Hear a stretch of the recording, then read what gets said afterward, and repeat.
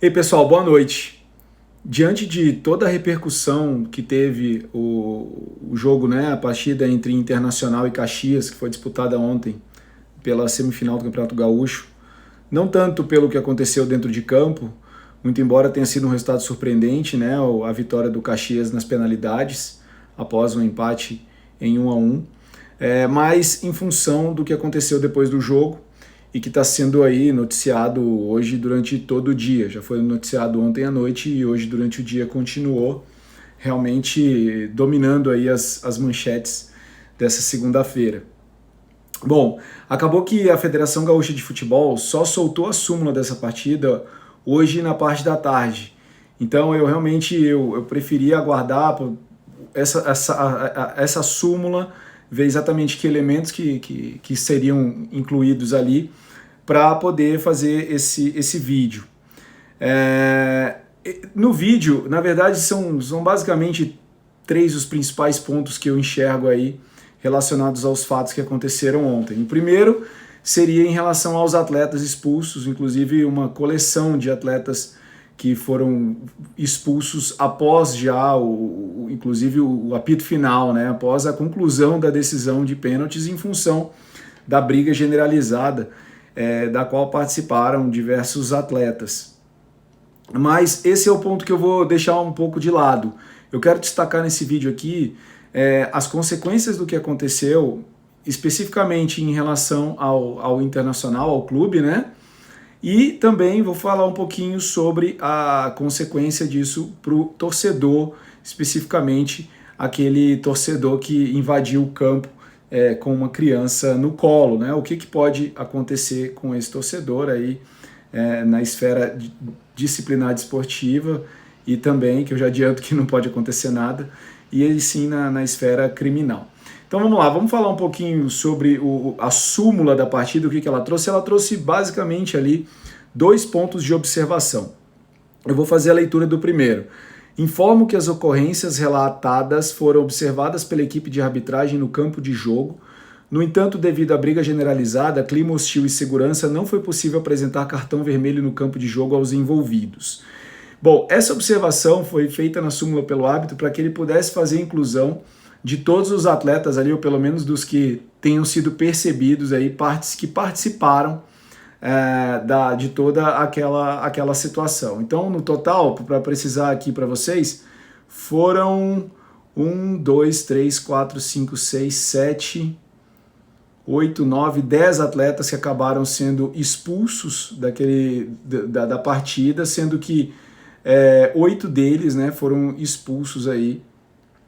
Na verdade, 7 deles foram expulsos depois já do término do jogo. 2 durante as cobranças de pênaltis e mais um que foi expulso após o término da partida. Já na segunda parte das observações, eles colocam, né, o árbitro, né, quando preenche a súmula. Informo que após o término da cobrança dos tiros penais para determinação do resultado do jogo, iniciou-se uma briga generalizada na qual foi identificada a invasão de torcedores do Internacional, torcedores, então não foi um torcedor, né? Foram torcedores. Um destes torcedores aí em destaque, que estava com uma criança no colo, acertou um chute nas partes íntimas de um dos atletas da equipe do Caxias. Este torcedor foi contido e retirado das imediações. Já no vestiário de arbitragem, fui informado pelo delegado da partida, o senhor Paulo Ricardo, que o Internacional havia identificado o torcedor que estava com a criança no colo e lavrou uma ocorrência junto ao DECA sob o número de registro tal. Tem uma razão para eles terem feito isso, né? Identificado o torcedor. Os demais torcedores que invadiram o campo foram retirados pela segurança, mas não foram identificados. Está destacado na súmula. Informo que foi identificada a agressão por parte de um segurança identificado pelo colete número 0112, que desferiu soco no atleta do Caxias, aliás, o mesmo atleta do Caxias que tinha sido agredido também por aquele torcedor que entrou com uma criança no colo. Ou seja, são aí algumas situações que estão descritas na súmula, e a súmula é um documento importantíssimo, porque a súmula é exatamente o que deve embasar a denúncia a ser feita possivelmente pela Procuradoria de Justiça Desportiva em relação a esse caso. Por que a súmula é um documento tão importante? A súmula ela goza de presunção relativa de veracidade. Ou seja, o que está colocado na súmula, a princípio, ele é tomado exatamente como um conteúdo extremamente crível. Mas essa presunção ela é relativa porque ela admite prova em contrário, né? Se ela fosse absoluta, não seria necessário que fossem apresentadas outras provas. Então, diante do que está posto aqui, eu vou fazer alguns comentários em relação à situação do Internacional, sobre o aspecto desportivo disciplinar, né? O que pode acontecer, quais seriam os caminhos para que o Inter eventualmente venha a ser punido nesse caso, o que é bem provável, de alguma forma o clube deve ser sancionado, e vou falar um pouquinho sobre depois a questão do treinador, do torcedor. Bom, inicialmente, a primeira infração praticada pelo Internacional ontem, que a gente pode identificar aqui, seria o descumprimento de regulamento de competição. Essa penalidade está prevista pelo Código Brasileiro de Justiça Desportiva, o CBJD, lá no artigo 191, onde eles falam deixar de cumprir ou dificultar o cumprimento de regulamento. Né? Para essa infração está prevista ali uma multa que pode variar de 100 a 100 mil reais, né, a ser fixada pelo tribunal, aí, pelo STJD. E por que o Internacional descumpriu o regulamento? Bom, o regulamento geral de competições da Federação Gaúcha, que é utilizado aí para gerir também as normas, né, relacionadas ao gauchão, ele diz lá no artigo 18, eu vou citar 3 pontos, né, desse artigo. Então o artigo cita, para as competições coordenadas pela Federação Gaúcha de Futebol, o clube mandante da partida se obriga às suas expensas ou seja, o Internacional, que era o clube mandante. E aí vamos lá, 3 pontos que eu quero destacar. O primeiro, zelar pela segurança de atletas e comissões técnicas, árbitros e assistentes, profissionais da imprensa e demais pessoas que estejam atuando como prestadoras de serviço autorizadas. Ou seja, o zelo pela segurança dos atletas, todos os atletas, sejam os do clube mandante como os do clube visitante, compete, nesse caso, ao Internacional, que era o clube mandante. Segundo ponto, também fica obrigado o clube, né, a adotar as medidas necessárias para prevenir e reprimir desordens no ambiente da partida, inclusive quanto ao lançamento dos objetos em campo do jogo. Ou seja, todas as medidas necessárias para reprimir desordens, prevenir e reprimir desordens, elas têm que ser tomadas pelo clube mandante. E nesse caso aqui chama muita atenção, inclusive um relato que está colocado na súmula, que um dos seguranças contratados pelo clube para fazer essa segurança, ele, além de falhar na sua obrigação de prover a segurança, ele ainda agrediu o atleta adversário. Ou seja, é um problema realmente bastante grave, é uma situação chega a beirar aí o surrealismo, né? Não tem nada de razoável no que aconteceu. E aí o terceiro ponto, que seria disponibilizar a entrada no vestiário, disponibilizar a entrada do clube, né, visitante no vestiário, isso antes da chegada do jogo, e aí seguindo aqui no ponto que é destacado no artigo, eles falam, inclusive garantindo sua integridade e segurança até o momento de sua saída da praça de desportos e acesso à via pública. Ou seja, o clube mandante tem que assegurar a segurança do visitante desde o momento em que ele chega, para ele ter o acesso aos vestiários, e depois durante todo o momento em que o jogo vai transcorrer, quando termina o jogo e depois para que esse clube possa sair até ali as vias públicas. Então isso aí tudo é responsabilidade do clube mandante. E o Internacional, pelo que a gente viu ontem, muito claramente não cumpriu com nenhuma dessas situações, não logrou cumprir com nenhuma dessas 3 situações, então já está bastante nítido aí que houve um descumprimento de regulamento. Então, um dos caminhos aí para que o Internacional seja eventualmente punido seria a aplicação desse artigo 191 do Código Brasileiro de Justiça Desportiva. Bom, mas ainda seguindo no Código Brasileiro de Justiça Desportiva, ele traz ali 2 outros artigos também bastante interessantes. Por quê? Imagine que o futebol gaúcho não tivesse esse regulamento geral que previsse essas situações, nessas obrigações do mandante. Ainda assim, o próprio CBJD, no seu texto, ele obriga os clubes, né, a proverem a segurança do espetáculo. Então olha só o que diz o CBJD lá no artigo 211. Deixar de manter, é uma infração isso aqui, deixar de manter o local que tem indicado para a realização do evento, ou seja, o Beira-Rio, que foi a indicação do Inter, né, com infraestrutura necessária e assegurar plena garantia e segurança para a realização do evento. Né? E a gente viu que não foi garantida essa segurança, né? Não foi provida essa segurança. Para esse artigo aí, está prevista também uma pena de multa que varia de 100 a 100 mil reais, interdição do local do jogo, até que o clube possa, eventualmente, né, da decisão, sejam impostas algumas exigências, né, em relação à melhora de segurança e outros aspectos mais. O clube precisa melhorar isso, demonstrar que melhorou essa situação problemática para que o estádio possa novamente ser liberado para as partidas. Até lá ele fica interditado. E tem também o artigo 213. Olha só que interessante o artigo 213. Ele diz: deixar de tomar providências capazes de prevenir e reprimir. Aí vem o inciso primeiro: desordens em sua praça de desporto. E no inciso segundo: invasão do campo ou local da disputa do evento desportivo. Ou seja, 2 incisos aí que podem ser aplicados também ao Internacional, que ficaram muito claros, porque aconteceu a desordem e aconteceu a invasão do campo, né? Aconteceram as duas situações. Então, para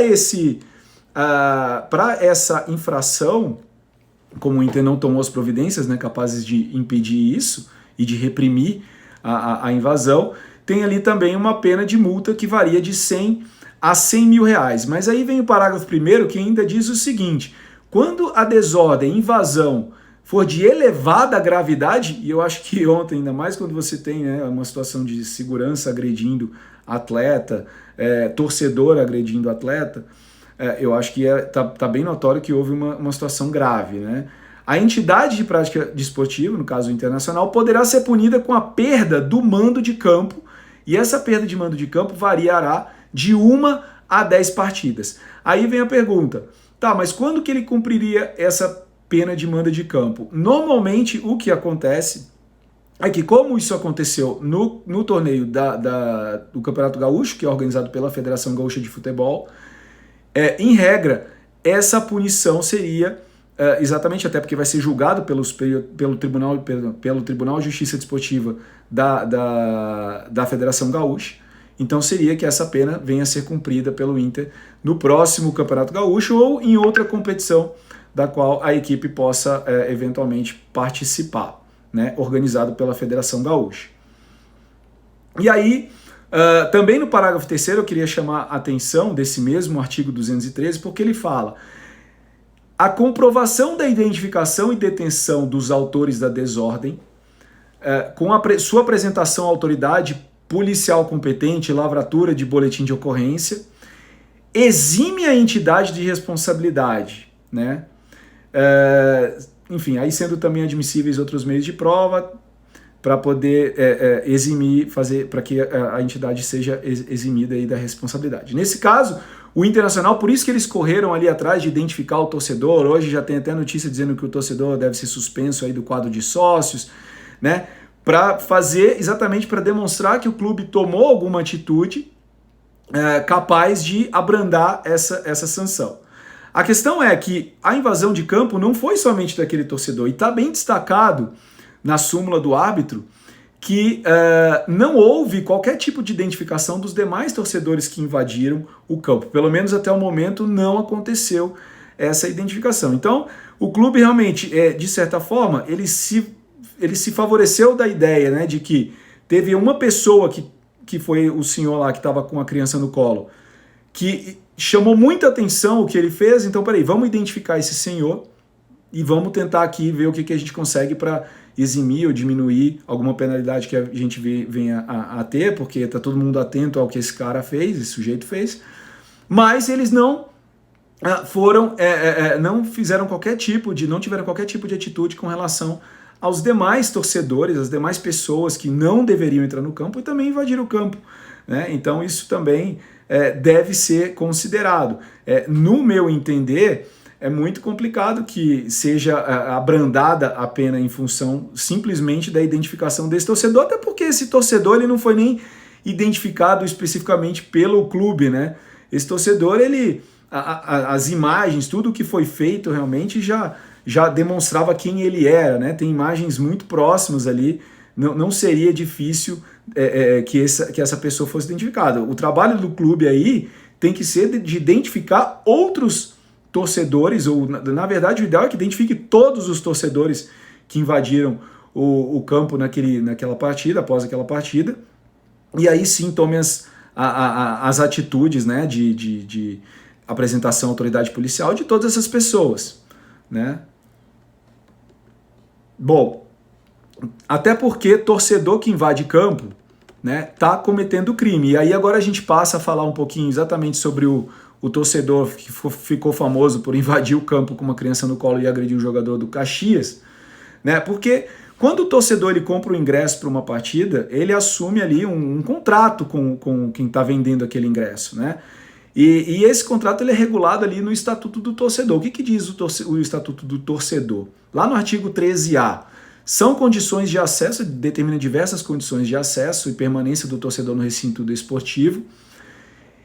E aí uma dessas condições está lá no item 9, não invadir e não incitar a invasão de qualquer forma de área restrita aos competidores. Então isso aí é assumido pelo torcedor. E a consequência imediata dessa invasão, quando ela acontece ali, é exatamente que o torcedor ele seja retirado do recinto esportivo de forma imediata. E isso, inclusive, como está colocado na súmula, aparentemente, pelo menos em relação ao torcedor que invadiu o campo com a criança no colo, isso foi feito. Agora, isso sem prejuízo de que essa pessoa, esse torcedor, venha a sofrer outras sanções. Até porque, lá no artigo 41B do próprio Estatuto do Torcedor, onde eles falam ali no 41B, eles descrevem uma espécie de crime que pode ser praticada pelo torcedor. E lá está dito o seguinte: torcedor que promove tumulto, pratica ou incita violência ou invade local restrito aos competidores de eventos esportivos, no caso o campo, ele está sujeito a uma pena de reclusão que varia de 1 a 2 anos e multa. Ou seja, a pena de reclusão. Aí vem o parágrafo 2º, que para abrandar um pouquinho essa história da reclusão, diz que o juiz, na sentença condenatória, ele deve, inclusive não é nem facultativo, é uma obrigação do juiz, né? Converter essa pena de reclusão em uma pena impeditiva de comparecimento às proximidades do estádio, bem como a parte interna do estádio, né? Pelo prazo aí de 3 meses a 3 anos, a depender da gravidade. Então, se esse torcedor for denunciado eventualmente pela prática desse delito, o que é bem plausível, né, que aconteça, e ele venha a ser condenado, essa condenação aí seria uma reclusão de 1 a 2 anos, que seria convertida, na verdade, em uma pena impeditiva, de comparecimento ao estádio Beira-Rio, ao estádio do Internacional. Isso aí é bastante importante de ter em mente. E também o que diz o parágrafo 3º também desse artigo, que é uma situação que fala que se ele não, a partir do momento em que isso for convertido nessa pena impeditiva, e ele descumprir, vamos supor que ele seja identificado dentro do estádio quando ele estava impedido de comparecer ao estádio, essa pena impeditiva ela vai ser convertida aí sim na pena restritiva de liberdade em função do descumprimento da decisão judicial. Então esse seria aí um primeiro ponto, né, para a gente ter aí sob atenção do que pode acontecer com esse torcedor caso eventualmente venha a ser denunciado e julgado, que seria o mais plausível, a impossibilidade de frequentar o estádio de futebol. Aí há um segundo ponto para também a gente levar em consideração, uma segunda situação, que é a natureza penal da infração realmente em relação, né, ao que diz o Código Penal brasileiro. E o que ele fez em relação ao jogador do Caxias do Sul e também a um outro profissional de imprensa, que seriam agressões. A agressão está definida ali no artigo 129 do Código Penal. Na verdade, ele trata como lesão corporal. né? E ali está dito, ofender a integridade corporal de alguém. Só que essa sanção aí seria uma detenção que vai de 3 meses a 1 ano, mas se não houver acontecido, né, qualquer tipo de... a partir da identificação dessa lesão corporal, né, faz-se um exame de corpo de delito, e aí não se aponta, né, no laudo que tenha sido causado qualquer tipo de lesão mais grave, mais séria, né, se for realmente ali só a imagem, isso pode eventualmente ser convertido em um outro tipo penal que se chama vias de fato, e está previsto lá na lei de contravenções penais. E aí é uma sanção um pouco mais baixa, né, que varia ali de 15 dias a 3 meses somente, prisão simples, ou seja, ele na verdade não seria preso. Eu acho bem possível que seja isso o que vai acontecer em relação a esse ponto, porque ali, pelo que se nota da lesão, da agressão por ele praticada, parece que não houve consequências maiores. Então, se isso de fato se confirmar, né, se houver aí a queixa, né, for prestada a queixa por parte de quem sofreu a agressão, ele está sujeito a ser denunciado ali no artigo 129, mas eu acredito que é bem plausível que isso seja transformado ali para o artigo da lei de contravenções penais, né, vias de fato. E aí há também um terceiro ponto que envolve esse sujeito que invadiu o campo com a criança de colo, que é o que diz respeito especificamente à criança. E aí, de forma mais imediata, olhando ali para o Estatuto da Criança e do Adolescente, lá no artigo 232 está dito que submeter criança ou adolescente sob sua autoridade, guarda ou vigilância, a vexame ou a constrangimento, isso aí já possibilita a aplicação de uma pena de detenção de 6 meses a 2 anos. Então, mais uma situação aí para ele estar preocupado. Então são 3. Uma que diz respeito à sua condição de torcedor, né? Então que está prevista ali no Estatuto do Torcedor. A segunda, em função da agressão que ele praticou, né? Que também ali o Código Penal traz uma tipificação para o que ele fez. E o terceiro ponto, que é exatamente o que diz respeito ao Estatuto da Criança e do Adolescente, que ele leva essa criança a constrangimento.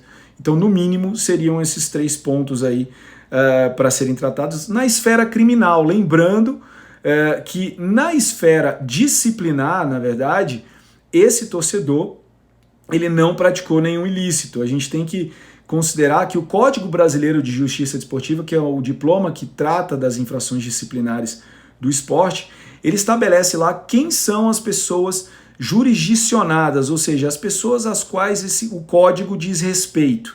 E lá você tem os atletas, treinadores, os clubes, as federações, os médicos, né, corpo médico de uma forma geral, enfim, você tem toda uma lista dos chamados jurisdicionados.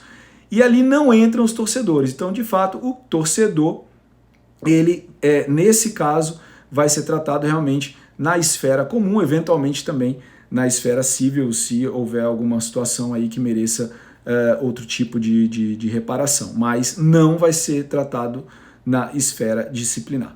Bom, era isso que eu queria trazer um pouquinho aí em relação ao que aconteceu ontem, um evento extremamente triste. Realmente o futebol brasileiro sofre ainda com esse tipo de situação, invasões de campo e agressões a atletas, brigas generalizadas dentro de campo, uma situação que realmente não se justificava, né? Simplesmente uma comemoração de atleta, ainda que provocativa. Isso não é uma justificativa para tudo que aconteceu. Enfim, eu trouxe aí um pouquinho do que eu entendo sobre o que ocorreu, né? Por quais caminhos eu acredito que possam ser levados aí esses julgamentos, tanto na esfera desportiva para o internacional, como na esfera criminal para o torcedor que invadiu o campo com a criança no colo e ainda agrediu o atleta e profissional de imprensa. Enfim, uma situação bastante triste. Espero realmente também que não se repita.